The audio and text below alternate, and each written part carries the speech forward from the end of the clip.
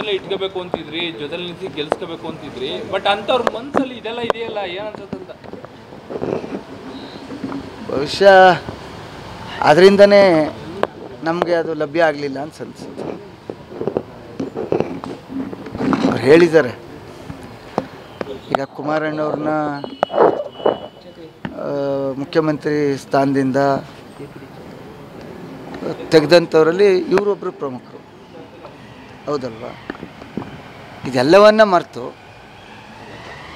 ನಾವು ನಮ್ಮ ಪಕ್ಷದಿಂದನೇ ಅವರಿಗೆ ಬಿ ಫಾರಂ ಕೊಡಬೇಕು. ಕೊನೆಯ ಕ್ಷಣದಲ್ಲಿ ಕೊನೆಗೆ ಆಯಿತು, ಎನ್ ಡಿ ಎ ಅಭ್ಯರ್ಥಿನೇ ಬಿ ಜೆ ಪಿಯಿಂದಲೇ ಆಗಲಿ ಅನ್ನೋ ತೀರ್ಮಾನಕ್ಕೂ ಕೂಡ ಕುಮಾರಣ್ಣರು ಬಂದರು.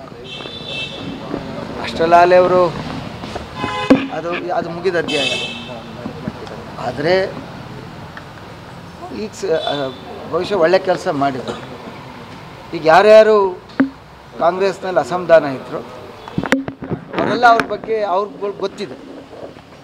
3 ವರ್ಷ ಸರ್ಕಾರ ಇರಬೇಕಾದ್ರೆ ಮೊದಲು ಅವ್ರ ಹತ್ರ ಮಾಹಿತಿ ತಗೊಂಡು ಅವ್ರು ಯಾರ್ಯಾರು ಯಾವ್ಯಾವ ವಿಚಾರಕ್ಕೆ ಬೇಸರ ಆಗಿದ್ದಾರೆ ಅವ್ರನ್ನೆಲ್ಲ ಸರಿ ಮಾಡಿಸ್ಕೊಳ್ಳಿ ಅನ್ನೋ ಒತ್ತಾಯನ ನಿಮ್ಮ ಮೂಲಕ ಮಾಡ್ತಾಯಿದ್ದೀವಿ.